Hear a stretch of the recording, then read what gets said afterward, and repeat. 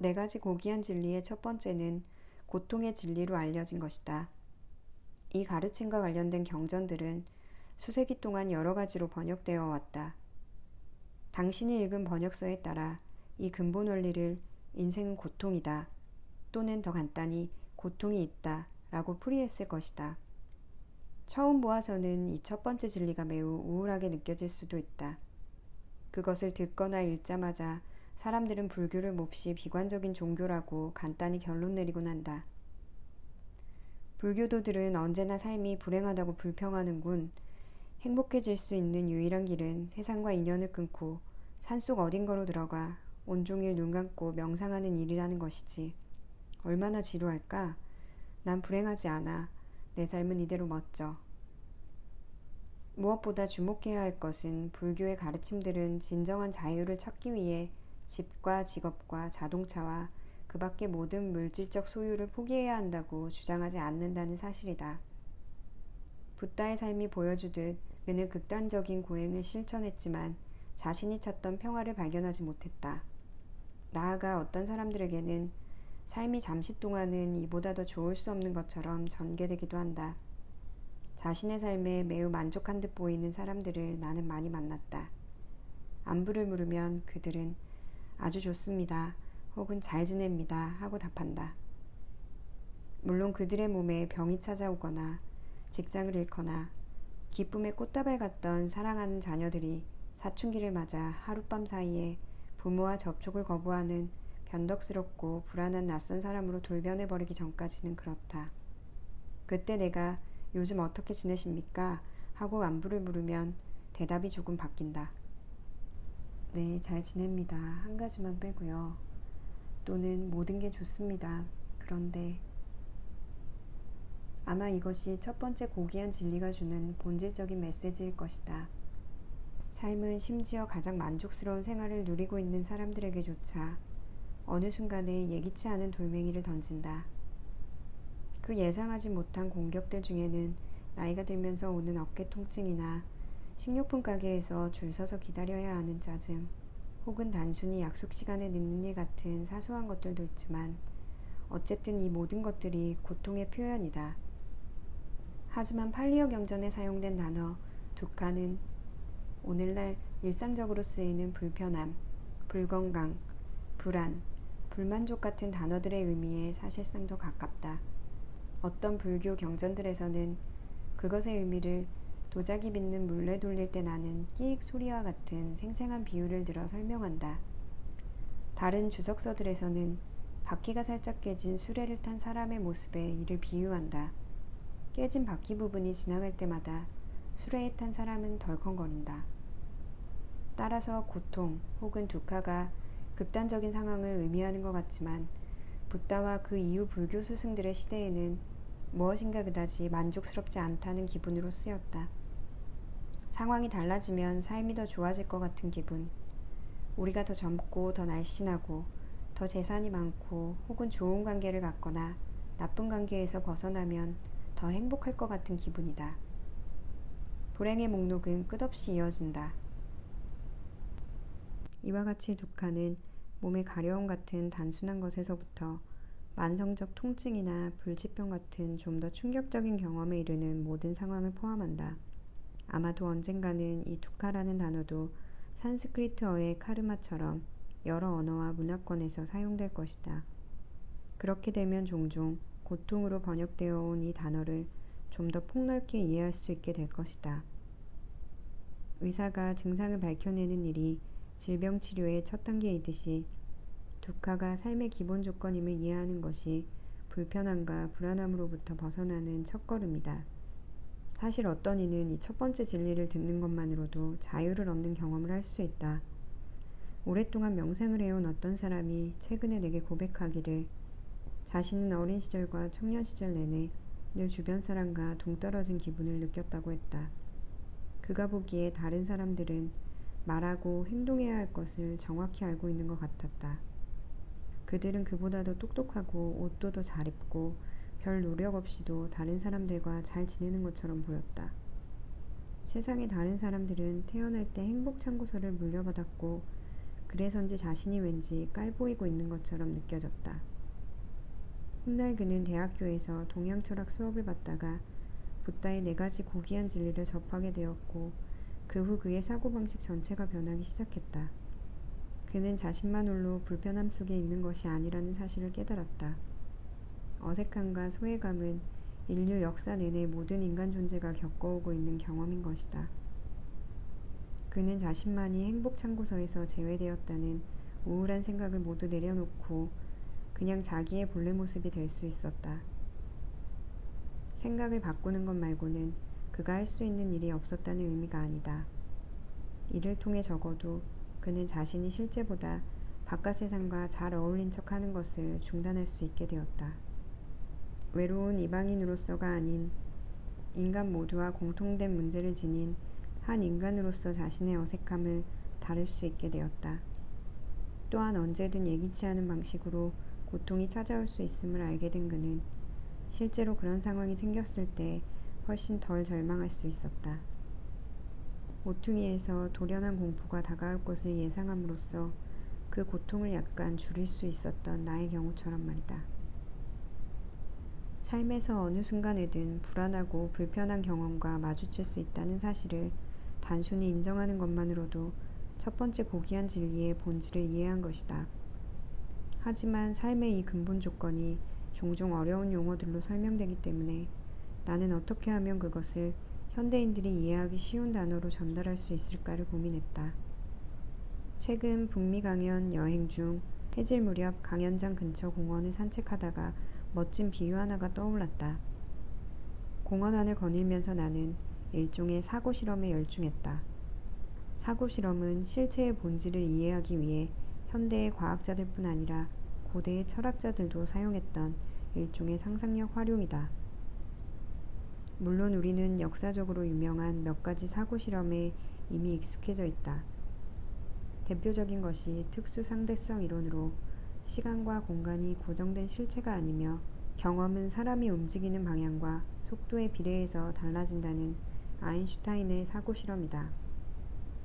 아인슈타인은 당시 기술 장비로는 자신의 이론을 증명할 수 없었지만 최근의 기술 발달은 그의 통찰이 옳았음을 증명한다. 나의 사고 실험은 물리 법칙이 아니라 감정의 심리적인 측면에 관련된 것이었다. 나는 생각에 몰두하거나 휴대용 음악 플레이어를 듣거나 아니면 혼자 노래를 흥얼거리면서 숲이 우거진 공원을 지나가는 상황을 상상했다. 이때 만일 누군가 장난을 치기로 마음먹고 진짜와 똑같은 고운 복장을 하고서 갑자기 나무나 건물 뒤에서 뛰쳐나온다면 나는 어떤 경험을 하게 될까? 심장이 쿵쾅거리기 시작하고 온몸에 소름이 돋고 머리카락이 쭉 펴설 것이다. 어쩌면 소스라치게 놀라 비명을 지를지도 모른다. 하지만 만일 누군가 내게 그 장난에 대해 미리 귀뜸을 했다면 그렇게 몹시 놀라진 않을 것이다. 심지어 나는 그 장난친 사람에게 복수를 해서 도리어 놀래줄 기회를 가질 수 있다. 그가 내 앞에 뛰어나오기 전에 내가 먼저 껑충 뛰어가 소리를 지를 수도 있다.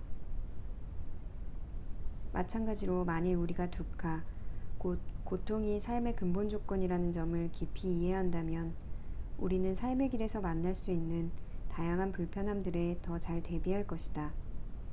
이러한 이해를 키우는 것은 여행 지도를 만드는 일과 같다. 지도가 있으면 우리의 현재 위치를 더 잘 안다. 지도가 없으면 길을 잃기 쉽다. 앞서 말했듯이 고통은 여러 차원에서 일어난다. 수행 초기에 나는 다양한 종류의 고통을 이해하기 위해 그것들을 몇 가지로 구분하는 것이 필요하다고 배웠다. 가장 중요한 첫 번째 구분은 자연스러운 고통과 스스로 창조한 고통으로 분류하는 것이다. 자연스러운 고통은 삶 속에서 우리가 피할 수 없는 것을 전부 포함한다. 불교 경전에서는 이러한 피할 수 없는 경험들을 흔히 4가지 고통의 바다라고 부른다. 탄생하고 늙고 병들고 죽는 인간 삶의 가장 일상적인 변화가 그것이다.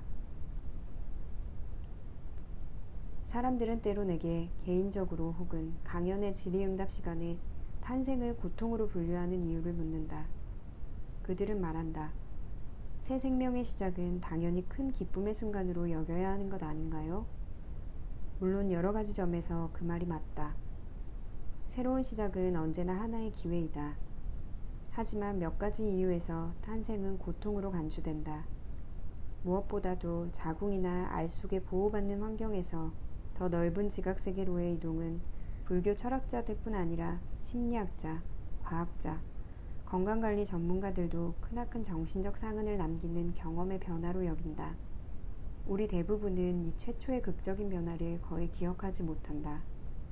종종 어제 걸었던 전화번호조차 기억 못할 때가 있는데 하물며 탄생한 순간의 경험을 어떻게 기억하겠는가.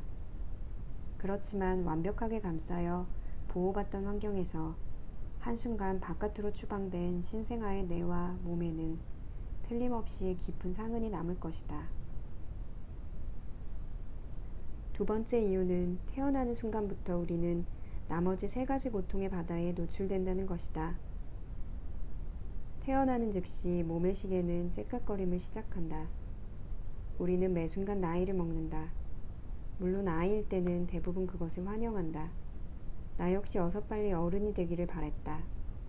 윗사람들에게 명령받기를 무척 싫어해서 스스로 결정할 수 있는 나이가 될 때까지 도저히 기다리기가 어려웠다. 물론 어른이 된 지금은 내가 내리는 많은 결정들이 주위 사람에게 영향을 미치기 때문에 매우 심사숙고해야 한다는 것을 잘 안다. 그리고 한 해가 갈 때마다 나이 먹음으로써 몸이 받는 영향을 훨씬 더 예민하게 느낀다. 이제는 관절이 점점 굳어지고 피곤이 쉽게 몰려오며 감기에 더 잘 걸린다. 나는 운동에 좀 더 신경을 써야 한다. 또한 우리는 태어남으로써 세 번째 고통의 바다에 해당하는 온갖 종류의 질병에 걸리기 쉬워진다. 어떤 사람은 태어나면서부터 알레르기나 고질병에 이미 걸려 있다. 또 어떤 사람은 암이나 에이즈 같은 심각한 질병으로 쓰러진다. 또는 만성적 질환에 수년 넘게 시달리는 사람도 있다. 지난 몇 해 동안 내가 만난 많은 사람들은 자신이 고통을 겪고 있는 경우도 있었지만 친구나 가족 중에 우울증, 조울증, 중독, 치매 같은 비극적인 정신질환을 앓고 있는 사람을 보살피느라 고통받고 있었다. 네 번째 고통의 바다는 의식이 몸과 분리되는 경험, 즉 죽음이다. 티벳 사자의 서라고 불리는, 더 정확하게는 단 한 번 듣는 것만으로도 영원한 해탈에 이르는 가르침이라고 번역되는 바르도 퇴돌 같은 티베트 경전은 이 경험을 놀라우리만치 자세하게 묘사한다. 여러 면에서 죽음은 탄생의 정반대 과정이며 육체와 정신과 감정의 해체이다.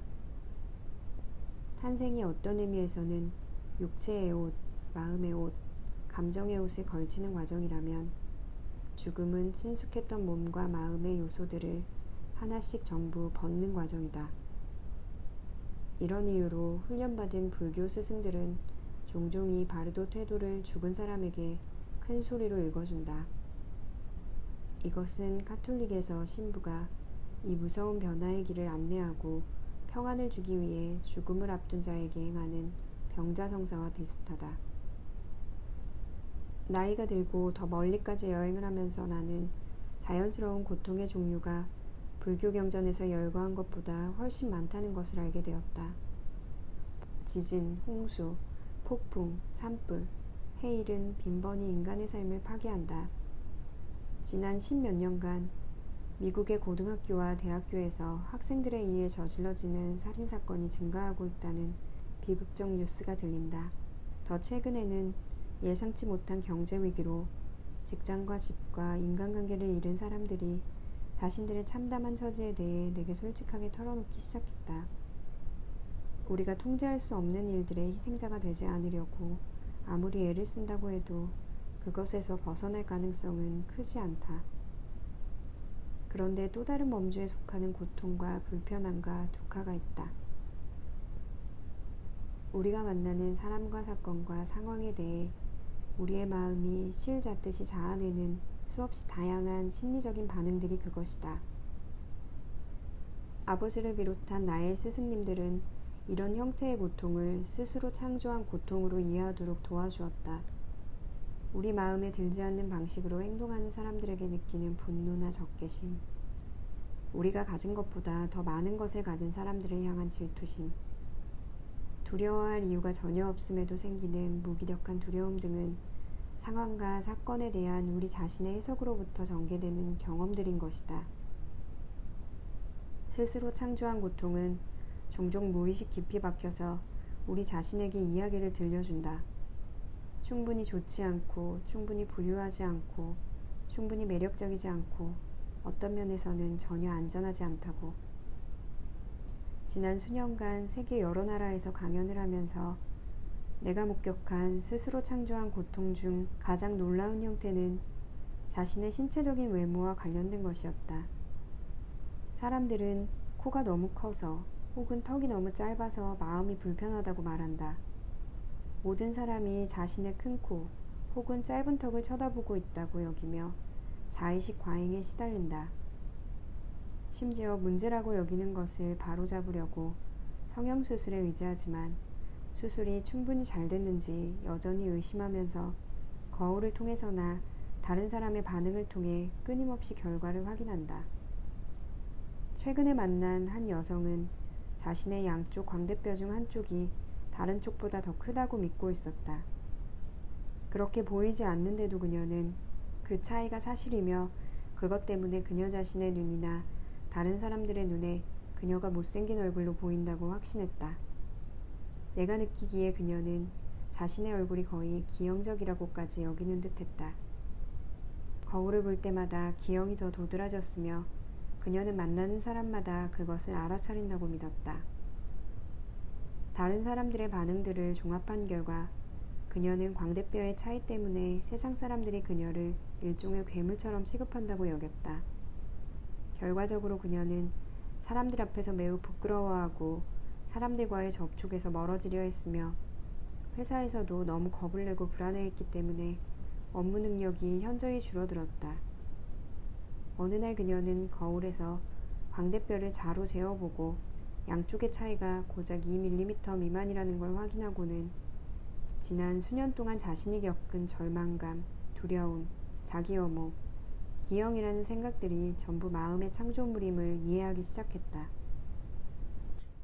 스스로 창조한 고통은 본질적으로 마음이 만들어낸 것이지만 나 자신이 어린 시절 경험했던 공포감처럼 자연스러운 고통에 비해 결코 강도가 덜하지 않다. 사실 훨씬 더 고통스러울 수 있다. 인도에서 만난 한 승려를 나는 생생히 기억한다. 그 승려의 친구가 다리에 종양이 있다는 진단을 받고 양다리 절단 수술을 받았다. 곧이어 이 승려 역시 다리에 매우 극심한 고통을 느껴 움직일 수조차 없게 되었다. 그는 병원으로 실려가 다양한 정밀검사와 진단을 받았지만 아무리 해도 문제의 원인을 알아낼 수 없었다. 심지어 아무 문제가 없다는 결과가 나온 이후에도 승려는 여전히 다리에 심한 통증을 느꼈다. 그래서 의사는 다른 방향으로 원인을 찾기 시작했고 다리에 통증이 발병되기 전에 있었던 사건에 대해 물었다. 결국 그 통증이 친구의 다리 절단 수술 직후에 시작되었다는 사실이 밝혀졌다. 의사는 생각에 잠겨 고개를 끄덕인 다음 승려에게 다리 절단 수술을 한 친구를 보면서 느낀 감정에 대해 물었다. 승려는 다리를 제거하면 어떤 고통이 느껴질까? 의족으로 걷는 법을 배울 때 어떤 어려움이 있을까? 지금까지 당연한 일로 여겨온 온갖 일들을 어떻게 처리해야 할까를 상상하면서 큰 두려움을 느꼈음을 인정했다. 의사는 매우 자상하게 승려로 하여금 그의 마음이 창조한 여러 시나리오들을 전부 되돌아보게 했고 마침내 승려는 고통에 대한 두려움, 나아가 두려움에 대한 두려움이 그에게 얼마나 깊은 영향을 미쳤는가를 깨달았다. 그 말을 하는 도중에 그는 다리의 통증이 사라지는 걸 느꼈으며 이튿날 병원에서 걸어 나왔다. 그는 고통으로부터 자유로워졌으며 고통 밑바닥에 깔려있던 두려움으로부터도 해방되었다. 승려가 느끼는 통증의 원인을 조사하는 의사의 방식은 붓다가 첫 번째 고귀한 진리에서 보여준 노련함과 여러 면에서 비슷하다. 붓다는 청중에게 그대는 고통받고 있다. 혹은 사람들은 고통받는다. 심지어 모든 창조물은 고통받는다 라는 말은 결코 하지 않았다. 그는 단지 이렇게 이야기했다. 거기 고통이 있다. 그는 고통이 우리의 삶의 결정적인 특징인 것처럼 인간 조건에 대해 확정적으로 발언하기보다는 명상하고 사색해야 할 일반적인 관찰 대상처럼 표현했다. 공기가 있다 또는 구름이 있다 라고 말하듯이 고통의 존재를 개인적 차원이 아닌 부정할 수 없는 하나의 단순한 사실로 표현했다. 내가 대화를 나눈 심리학자들은 이처럼 심리적으로 겁을 주지 않는 방식으로 고통이라는 근본 조건을 소개하는 것은 매우 예외적인 일이라고 말했다. 그들은 그 방법이 우리의 경험을 좀 더 객관적으로 보게 해준다고 했다. 예를 들어 우리는 난 왜 이렇게 외롭지? 공평하지 않아. 난 외로운 느낌이 싫어. 이런 기분을 없애기 위해서는 어떻게 해야 하지? 라는 식으로 우리 자신과 상황을 판단하면서 그 경험을 거부하거나 억누르는 방향으로 생각하는 대신에 한 걸음 뒤로 물러서서 거기 외로움이 있구나, 거기 근심이 있구나, 혹은 두려움이 있구나 라고 관찰할 수 있다. 이처럼 치우치지 않은 자세로 불편한 경험에 접근하는 것은 내가 명상을 하려고 노력할 때마다 어김없이 등장하던 산만한 생각들을 다만 바라보라고 가르쳐준 아버지의 방식과 매우 비슷하다. 아버지는 말하곤 했다. 그것들을 판단하지 마라. 그것들을 없애려고 노력하지 마라. 그냥 바라보라. 그런데 그렇게 시도하면 집중을 방해하던 잡념들이 거의 즉시 사라져버리곤 했다. 이 문제에 대해 말씀드리려고 찾아갔을 때 아버지는 웃으면서 말했다. 아주 훌륭하다. 이제 아는구나. 나는 그렇지 않았다. 적어도 그때는 그렇지 않았다. 내게는 아직 고통의 본질에 대해 배워야 할 것들이 몇 가지 더 남아 있었다.